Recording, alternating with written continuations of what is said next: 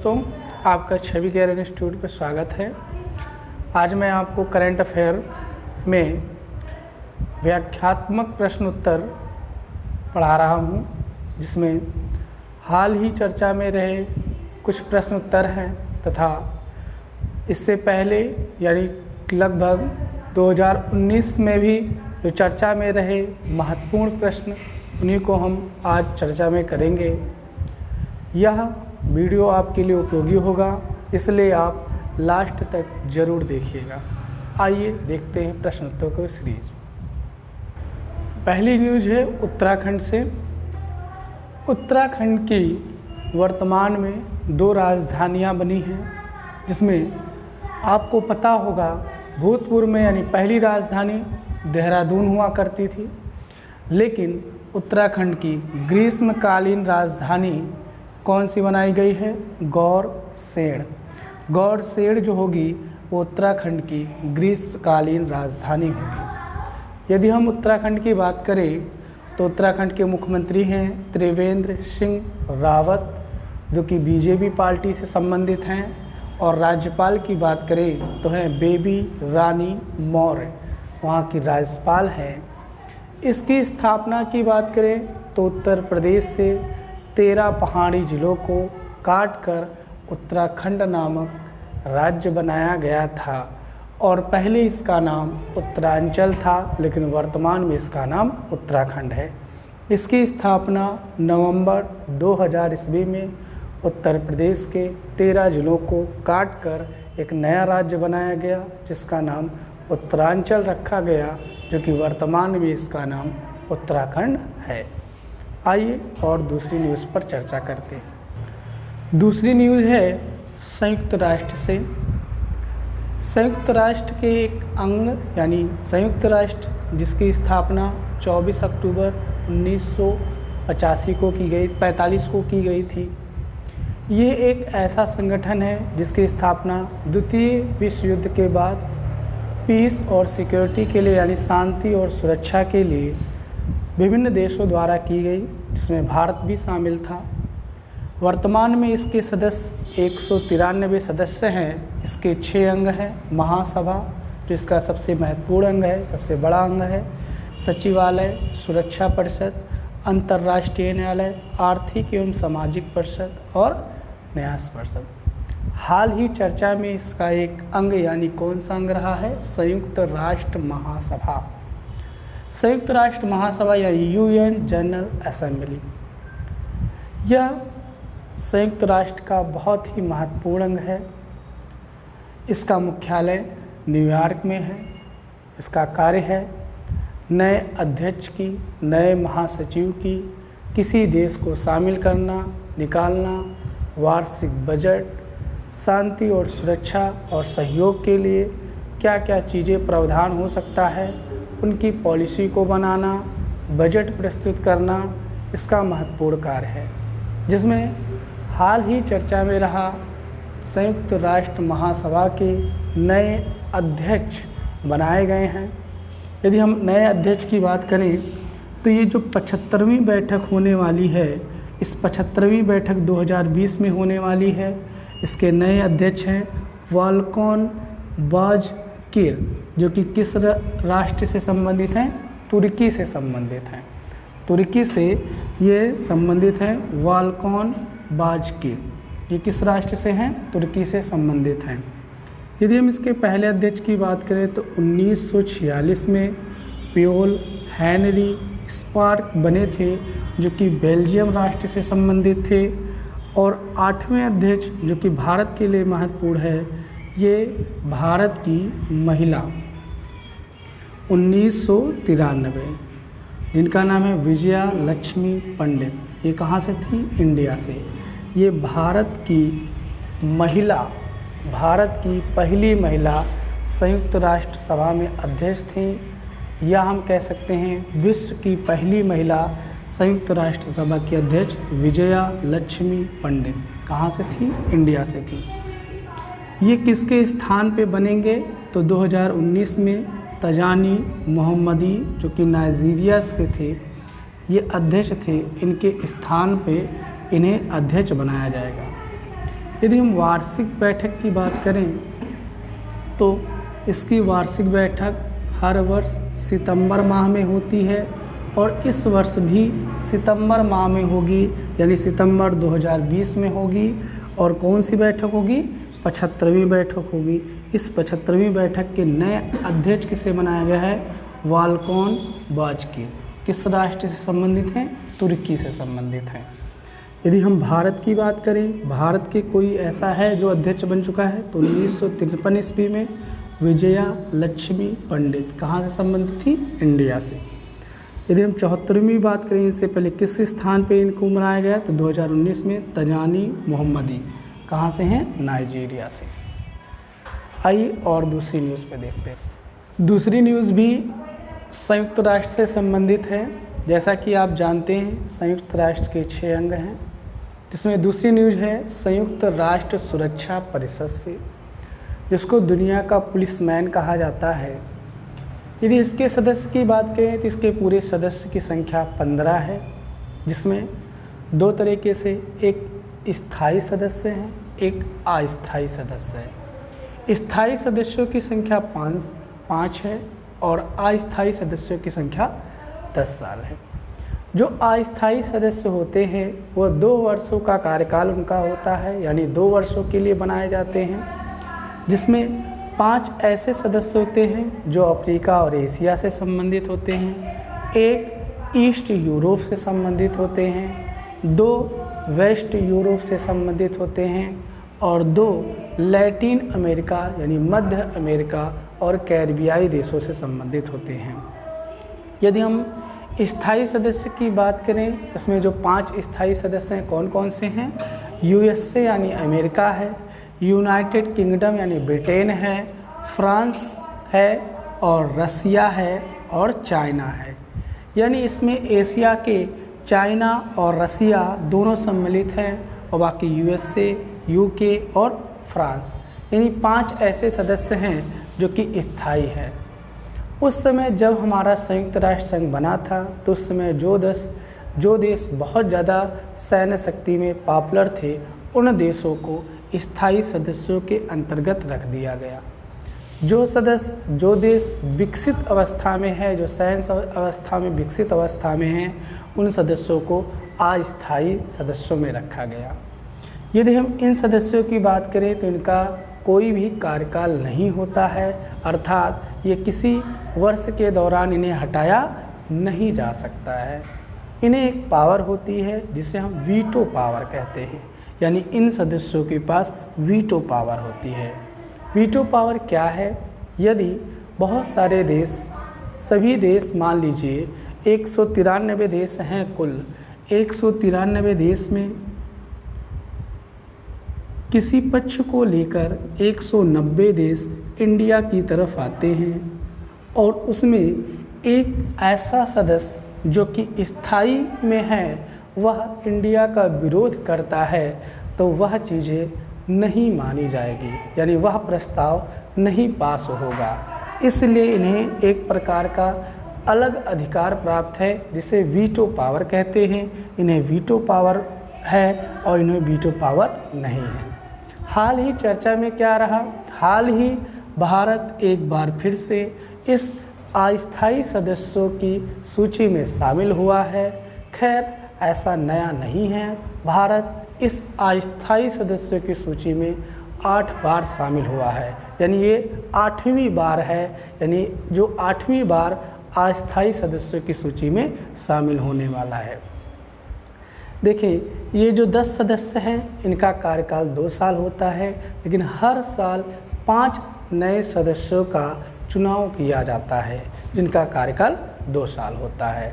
इस वर्ष भारत को भी शामिल किया गया है। भारत के साथ साथ इस अस्थायी सदस्य में और भी देश शामिल हुए हैं। ये 5 देश कौन कौन से हैं? इंडिया है, केनिया है, नॉर्वे है, आयरलैंड है और मैक्सिको है। यानी भारत के साथ साथ केनिया, नॉर्वे, आयरलैंड और मैक्सिको यानी कुल 5 सदस्य इस अस्थायी मेंबर में चुने गए हैं, जिनका कार्यकाल कितने साल होगा? 2 वर्ष का कार्यकाल होगा। खास बात ये है कि इस 193 देशों के सदस्य में भारत को 184 वोट मिला है, यानी भारत 184 वोटों के साथ यह अस्थायी सदस्यों की सूची में शामिल हुआ है। एक चीज़ और बता देते हैं, क्या भारत स्थायी सदस्यों की सूची में शामिल हो सकता है? तो यदि भारत स्थायी सदस्यों की सूची में शामिल होना चाहता है तो उसे 9/15 का बहुमत होना चाहिए, यानी 15 सदस्यों में, यानी इस 15 सदस्यों में 9 सदस्य यदि भारत की तरफ आते हैं तो वह स्थायी सदस्य बन सकता है। लेकिन उसमें एक खास बात और है कि उन 9 सदस्यों में ये 5 सदस्य जरूर होने चाहिए। यदि ये 5 सदस्य सहमत होते हैं तो भारत संयुक्त राष्ट्र सुरक्षा परिषद का स्थायी सदस्य बन सकता है, स्थायी सदस्य बन सकता है। अब हम बात करते हैं अस्थायी सदस्य बनने के लिए क्या बहुमत होना चाहिए, तो वही 2/3, यानी 3 भाग में यदि 2 भाग भारत को मिला है तो वो भारत कौन से सदस्य बन सकता है? अस्थायी सदस्य बना है। और भारत को वर्तमान में कितने वोट मिले हैं? 184 वोटों के साथ भारत इस यानी संयुक्त राष्ट्र सुरक्षा परिषद का अस्थायी सदस्य में शामिल हुआ है। इसके कार्यकाल की बात करें, कार्यकाल कितना साल होता है? 2 साल होता है। भारत ये 8वीं बार में पहली बार कब बना था? तो 1950 ईस्वी में पंडित जवाहरलाल नेहरू की सरकार में भारत पहली बार इस अस्थायी सदस्य में शामिल हुआ। दूसरी बार 1967 में, तीसरी बार 1972 में, चौथी बार 1974 में, 5वीं बार 1984 में, छठी बार 1991 और 7वीं बार 2011 में और 8वीं बार 2020 में भारत अस्थायी सदस्य बना है। यदि हम इसकी बात करें तो आप जानते होंगे संयुक्त राष्ट्र जिसका मुख्यालय न्यूयॉर्क में है और संयुक्त राष्ट्र की स्थापना 24 अक्टूबर 1945 ईस्वी को की गई थी और इसी सन भारत भी इसका सदस्य बना था। यानी भारत किस सन में संयुक्त राष्ट्र संघ का सदस्य बना? 1945 में। यदि हम सदस्य देश की बात करें तो इसके सदस्य देशों की संख्या 193 है। यदि इसके अंग की बात करें तो इसका अंग क्या है? कितने हैं? 6। यदि हम संयुक्त राष्ट्र महासचिव की बात करें तो आपको पता होगा संयुक्त राष्ट्र के महासचिव एंटोनियो गुटेरेस हैं, जो कि किस देश से संबंधित हैं? पुर्तगाल देश से संबंधित है। आइए दूसरे प्रश्न पर ध्यान देते हैं। दूसरी न्यूज़ है कोलकाता पोर्ट से। कोलकाता यानी हल्दिया बंदरगाह। हल्दिया बंदरगाह का नाम बदल दिया गया है।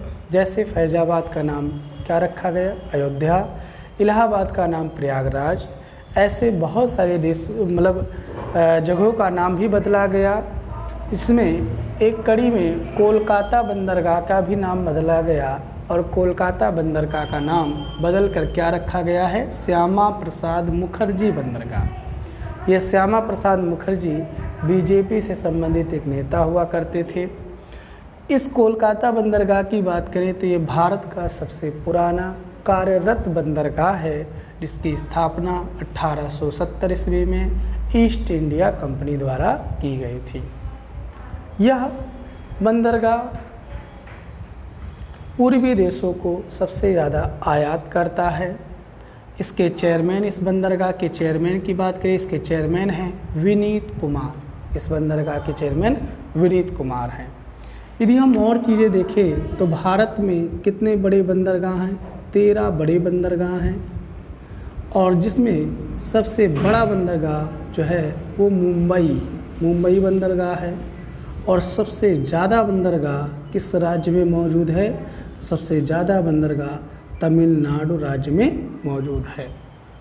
सबसे बड़ा बंदरगाह मुंबई और सबसे ज़्यादा बंदरगाह तमिलनाडु में, यानी 3 बंदरगाह हैं, तूतीकोरिन, एन्नोर और चेन्नई। जिसमें भारत का सबसे पुराना कार्यरत बंदरगाह कोलकाता पोर्ट यानी जिसका नया नाम श्यामा प्रसाद मुखर्जी पोर्ट, इसकी स्थापना 1870 ईस्वी में की गई थी। आइए दूसरे न्यूज़ पर ध्यान देते हैं। दूसरी न्यूज़ है फोर्ब्स पत्रिका से, जो अमेरिका की एक प्रतिष्ठित पत्रिका है जिसकी स्थापना 1917 ईस्वी में की गई थी। यह अमेरिका की एक प्रतिष्ठित पत्रिका है जो कि आंकड़ों पर हर वर्ष सर्वे किया करती है। इसमें इस वर्ष यानी 2020 में 100 अमीर यानी ज़्यादा जो पैसा पाने वाले खिलाड़ियों की सूची जारी की है, जिसमें विश्व के सबसे ज़्यादा पैसा पाने वाले व्यक्ति हैं Roger Federer. Roger Federer $106.3 million पाते हैं। ये एक टेनिस खिलाड़ी हैं। यदि हम किसी भारतीय खिलाड़ी की बात करें तो आपको अनुमान हो गया होगा कि सबसे ज़्यादा पैसा क्रिकेट में होता है। तो क्रिकेट में ही किसे चुना गया है तो किन्हें हैं? विराट कोहली। विराट कोहली भारतीय क्रिकेट टीम के कैप्टन हैं और जो कि इस सूची में कौन से नंबर पे हैं? 66वें स्थान पे हैं, यानी इस सूची में 66वें स्थान पे हैं। और विश्व में सबसे ज़्यादा पैसा पाने वाला जो खिलाड़ी है वो रोजर फेडरर। और भारत के कौन से खिलाड़ी इसमें शामिल हुए हैं? विराट कोहली। कौन से नंबर पे हैं? 66वें नंबर पे हैं। आइए एक प्रश्न और देखते हैं। दूसरी न्यूज़ है विश्व का 8वां महाद्वीप। ऐसा न्यूजीलैंड के वैज्ञानिकों ने माना है कि हमने विश्व का 8वां महाद्वीप की खोज की है।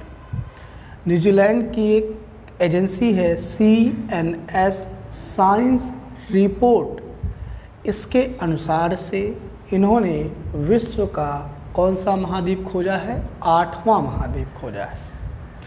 आपको पता होगा कि भारत नहीं पूरे विश्व में 2 प्लेटें हुआ करती थी, एक अंगारा लैंड, एक गोंडवाना लैंड। इनके बीच में सागर हुआ करता था। उस सागर का नाम टैथिस सागर था।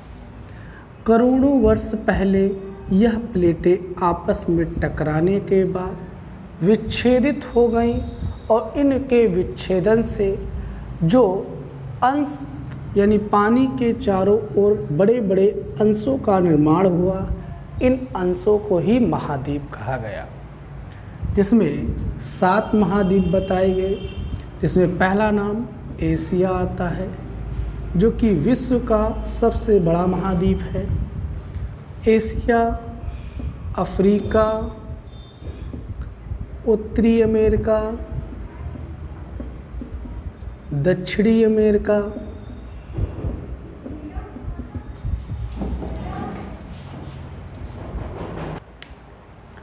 दक्षिणी अमेरिका, ऑस्ट्रेलिया,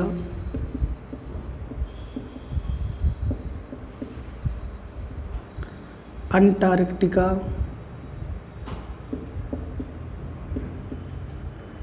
यानी एशिया, यूरोप,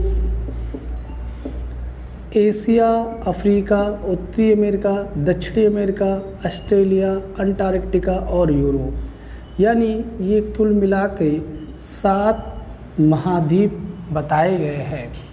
जिसमें GNS साइंस रिपोर्ट न्यूजीलैंड की एजेंसी द्वारा यानी वहाँ के वैज्ञानिकों द्वारा विश्व के 8वें महाद्वीप की खोजे जाने की संभावना व्यक्त की गई है।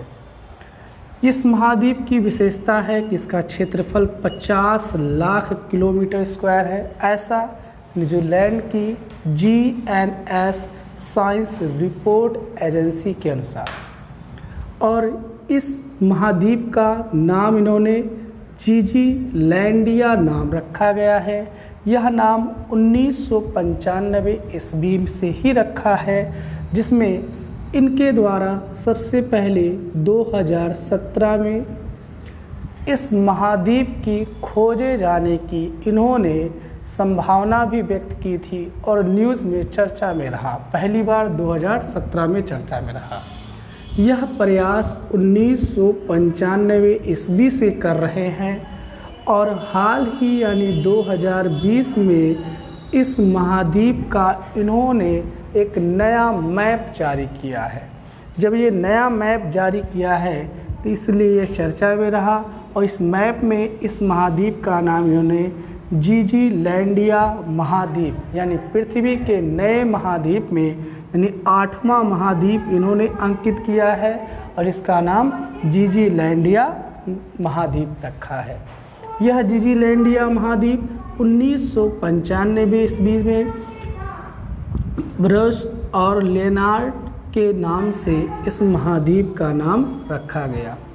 ये महाद्वीप का इन्होंने गोंडवाना प्लेट का हिस्सा बताया है जो कि 7.90 करोड़ वर्ष पहले गोंडवाना प्लेट से अलग हुआ था और 2.30 करोड़ वर्ष पूर्व यह महाद्वीप का 94% हिस्सा डूब चुका है और जो 6% हिस्सा पानी के ऊपरी सतह पर है, उसी ऊपरी सतह पर ही एक देश स्थित है और उस देश का नाम इन्होंने न्यूजीलैंड रखा है।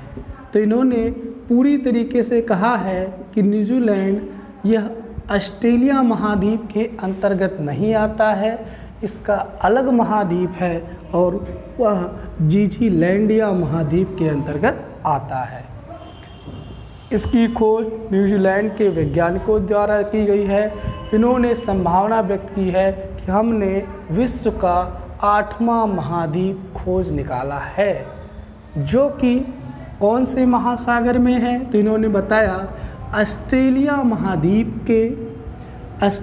महाद्वीप के बगल यानी प्रशांत महासागर में यह महाद्वीप स्थित है जिसमें 6% भाग इसका पानी के ऊपर है जिस पे न्यूजीलैंड देश है और 94% भाग पानी के नीचे है। इसका अभी भी डूबा हुआ भाग है और इसका इन्होंने मैप भी जारी किया है।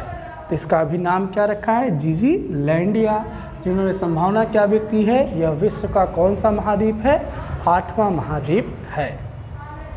आशा है आपको यह वीडियो अवश्य समझ में आया होगा। आप हमारे चैनल को सब्सक्राइब, शेयर, लाइक अवश्य करें।